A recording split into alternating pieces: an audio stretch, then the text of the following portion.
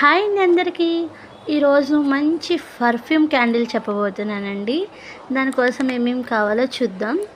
కొన్ని లవంగాలు, ఒక 10-15 లవంగాలు, ఒక కంఫర్ట్ ప్యాకెటు, మనకి ఇంట్లో ఉండే వాటితోనే చేసుకోవచ్చండి.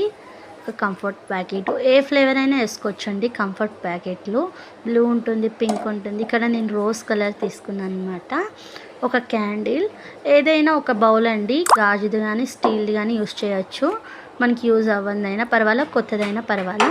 ఇప్పుడు ముందుగా పొయ్యి వెలిగించుకొని పెద్ద క్యాండిల్ అయితే మజ్జిగ విరుపుకొని వేసుకోవాలండి.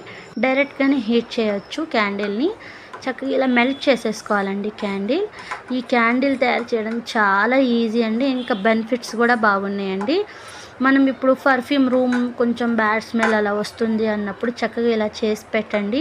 దోమలున్నా పారిపోతాయండి, మంచి సువాసన వస్తుంది. రూమ్ కూడా చక్కగా బాగా పనిచేస్తుందండి.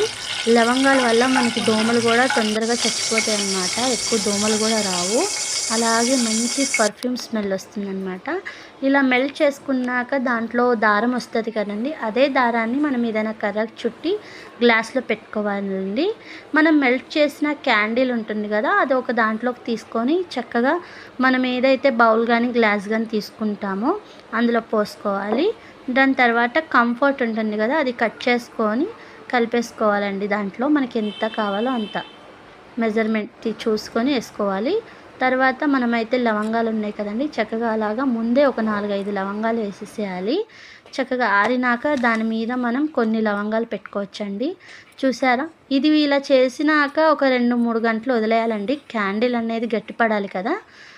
వదిలేసినాక చూసారా ఎంత బాగా రెడీ అయిందో. ఇది స్టీల్ దాంట్లో కూడా తీసుకొచ్చండి, మీకు చెప్పాను కదా. ఇదిగోండి, మిగిలింది నేను ఇందులో వేశాను. చూడండి ఎంత బాగా వచ్చిందో కదా. స్మెల్ కూడా అలాగే వస్తుందండి. చాలా అంటే చాలా బాగుంది.